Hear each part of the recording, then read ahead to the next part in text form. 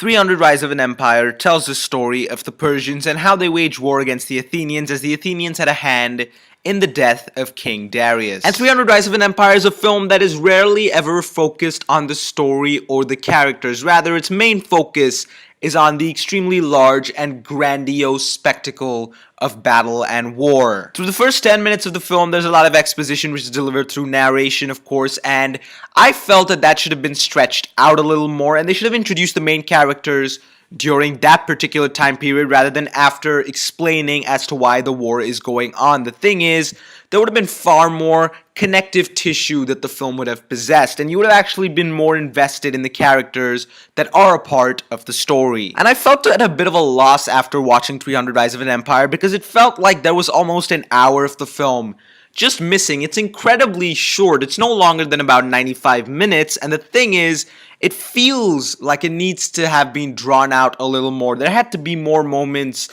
where the characters could kind of flourish and actually be kept at the forefront, or the story could have been more focused on.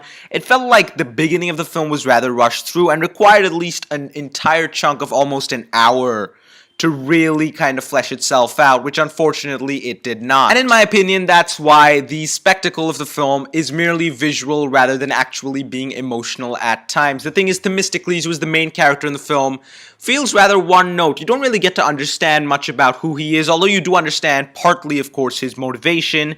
But when he delivers a lot of speeches that on paper are interesting, they feel extremely out of context with regards to the film. In fact, if there's any one character you actually understand and root for, it's Artemisia. You understand a lot about her backstory and how she's kind of been scarred, and now she's out for pretty much revenge. And a lot of devious things that she does throughout the film feel motivated, feel almost natural to a certain extent, and her ways and beings of getting around things are extremely interesting to watch, and thereby I actually kind of connected more towards her as a character because I did not understand Themistocles as a person at all. And there were certain times where it never really came across to me that the Athenians were being attacked. Rather, there are moments in the film where the Athenians go say, "We're gonna charge after the Persians," and that kind of made me feel a bit confused, considering that they were the quote-unquote good guys trying to defend themselves, are now in this case the ones attacking first, and it really just made the film all the more confusing. But I certainly believe that the film exists for one prime reason, that is to be an extremely large and visual spectacle. And from a visual standpoint alone, the film does succeed to a certain extent, of course. While there are moments here and there where the slow motion is overused and adds approximately 15 minutes to the runtime,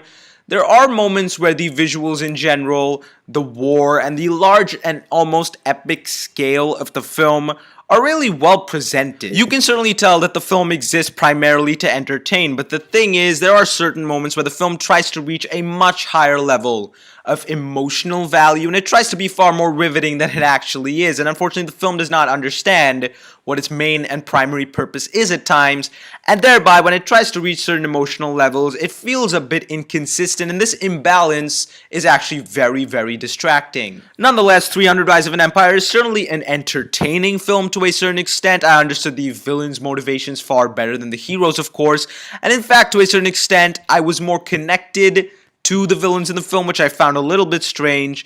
It's not a film that's focused on story or character, rather it exists simply to please visually.